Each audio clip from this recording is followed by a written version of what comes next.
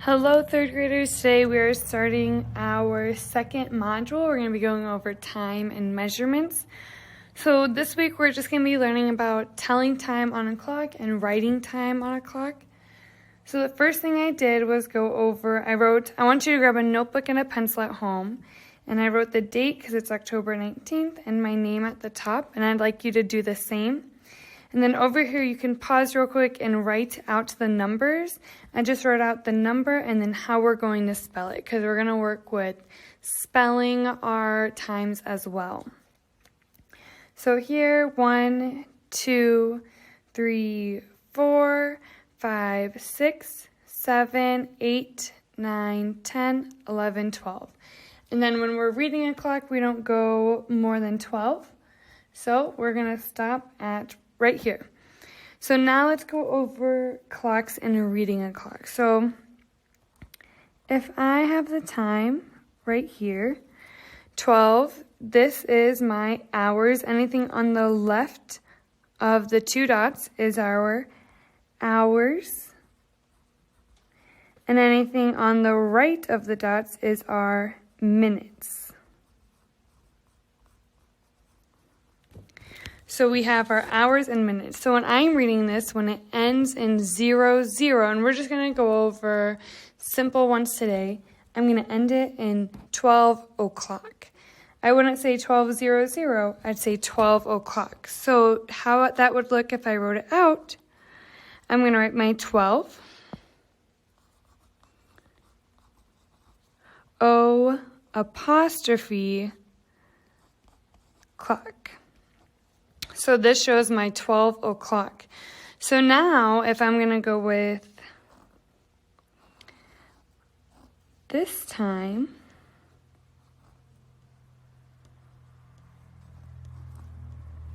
this is my hour, what hour it is, and this is how many minutes there are. So this is going to be, I see the number 7:30. I would read it just like that. I wouldn't say 7:30 o'clock. I'm only going to say o'clock if it ends in 00. It's the beginning of the hour. So here I'd write 7:30, just like this. So I'd write my 7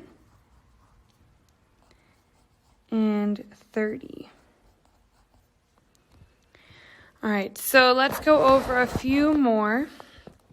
And we're really just going to practice with just the 0 endings and the 30 today. So let's practice another one. If I see the little rectangle is my clock, and if it says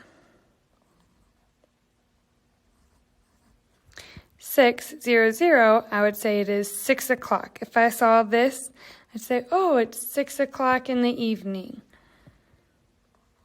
Or 6 o'clock in the morning. So I'm spelling out my number, which I can see over here, and then I'm adding my O clock.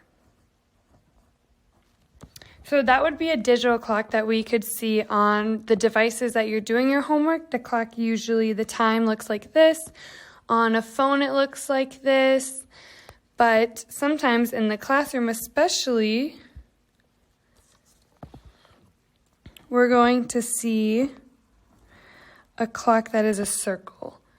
So with this clock, and it doesn't just have it written out like this, we're going to see lines pointed out, and we call these the hands. So usually in a clock like this, the long hand, so the one that's the longest, and I'm just going to write some notes here, the long hand equals the minutes. And the shorthand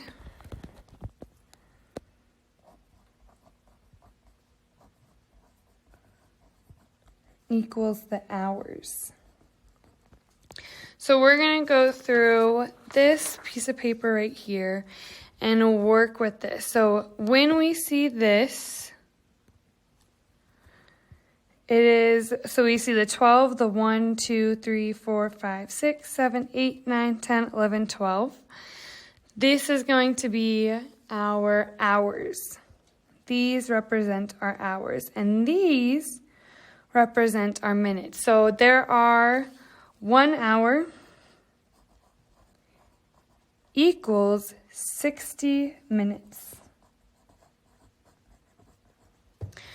So there are going to be 60 little lines. These are going over our minutes. So if I remember my shorthand is my hour. So if it's pointed right at the 4, it's my shorter one. That's 4, and then each one here, this is 5, so for the minutes. So right here, if I count 1, 2, 3, 4, 5, if the long hand is pointed at the 1, I know that it would be 4:05, because the 4, the short one, my hours, is pointed at the 4. So I'd write it down first. And then my long hand is pointing at the 1, which is 5, so it would be 4:05. So sometimes you might have to count individually to see where you get to your minutes, or you can count by your 5s. Because here, if I know this has 5 little marks, I can go 5, 10, 15, 20, 25, 30, 35, 40, 45, 50, 55, 60. So once it goes all the way around, it's gone through the 60 minutes, and then you'll notice this hand right here will move down. So if you have your paper right here, I want you to draw a bigger picture like this and then label it on the side 5, 10, 15, 20, 25, 30, 35, 40, 45, 50, 55, 60. So that's showing how many minutes are in an hour. So now if I erase this, and I'm going to try a new one. So I'm going to erase. And we'll be working more with this in depth throughout the whole week. This whole week we'll be learning how to tell time on clocks and how to write them. Oh, sorry. All right, so now again, I know my shorthand is my hour, my longhand is the minutes. So if I say my shorthand is going right here, sometimes it's hard. It's not going to go all the way to the numbers, so you can use your pencil and see where is it going in. So I see it's in between the 10 and the 11. And let's say I have my minutes going this way. So I know my minutes goes 5, 10, 15, 20, 25, 30. So the minutes is 30. So I know that's always on the right side of my 2 dots. And here, so now this is where sometimes it can get tricky. My shorthand is right in between the 10 and the 11. But that means it is always 10. From here until it's here, it's always going to be 10. As the minute hand goes, this one slowly moves from the 10 to 11 till our minute hand starts over. Then it will be directly on. So that's one thing to pay attention. When the shorthand is in between, it's always going to be the number over here.